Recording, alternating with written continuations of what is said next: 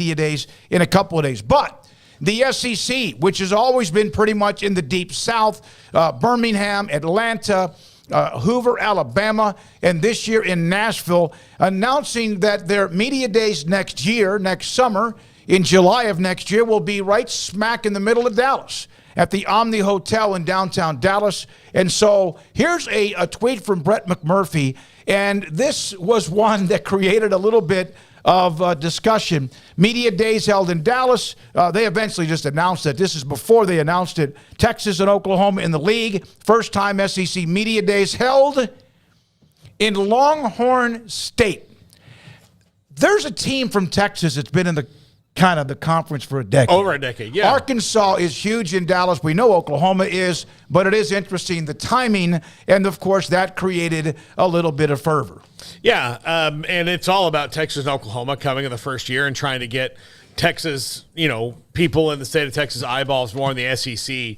Not that they wouldn't already be for Texas and Oklahoma, who has a gigantic piece in Dallas. But, yeah, I mean, it's about Texas, and we'll see how much Dallas is in the rotation for what they do. I mean, I'm sure Nashville will be, pretty prevalent in that and everywhere else that they go. But Atlanta, I'm sure, will get some. Tampa kind of makes sense, even though that's a little further south than their southernmost point. But, if they're going to rotate it around, adding Dallas in makes sense. But even still, to pretend it's not just about Texas is kind of weird.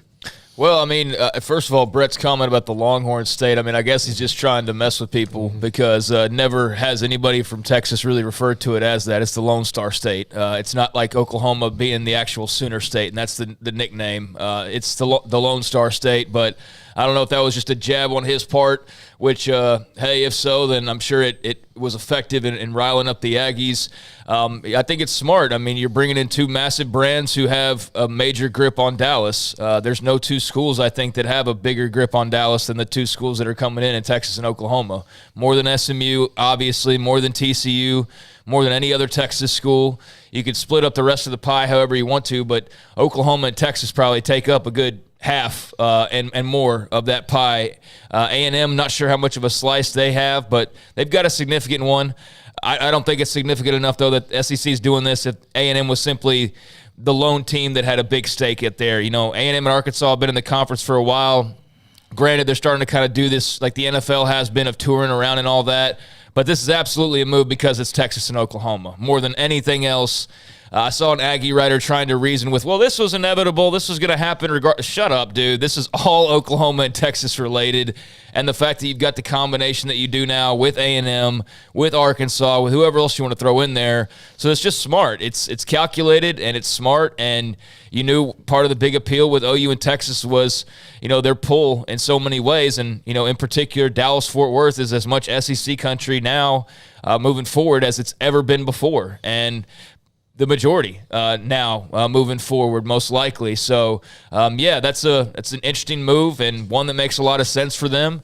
I don't think it threatens the Big 12 or pushes them out of the equation, but the Big 12 was hosting the Omni, the very same place for like 3 or 4 years. They were holding media days there, so very familiar with the layout. That'll be, cool stop. I don't know if it's Nashville. Matter of fact, I know it's not Nashville, but it's something that I'm sure they'll make the best of and have a good time promoting the entire DFW footprint they'll be carving out there. So yeah, very interesting move, but one you could kind of see coming. All right, there's also news on Texas and Oklahoma, their last year in the Big 12, which is coming up. Their game in Dallas at the Cotton Bowl coming up in October, like it always is.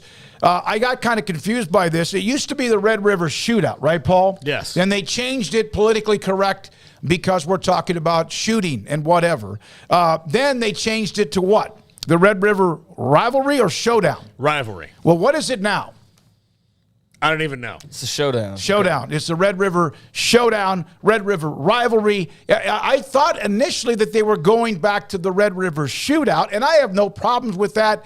But then again, I'm sometimes a little bit naive when it comes to that. So, well, if they were trying to be politically correct back in the mid-2000s when they changed it. How do you think that that's changed since then? Yeah. You think that's more or less of a buzz politically correct term? I think it's probably a bit more, it's given just as bad as ever, the last 15 years or however long since they last changed it. So there's that, Texas and Oklahoma. Call it Texas OU or however you want to call it. Also, I don't know why that's had to change moniker so often. I mean, the shootout thing, I didn't really agree with it back then. Nowadays, I can see where, I mean, I don't know. I'm not influenced by the name of a game, causing gun violence. I think that that's pretty effing silly, honestly. But, I can kind of see it back then.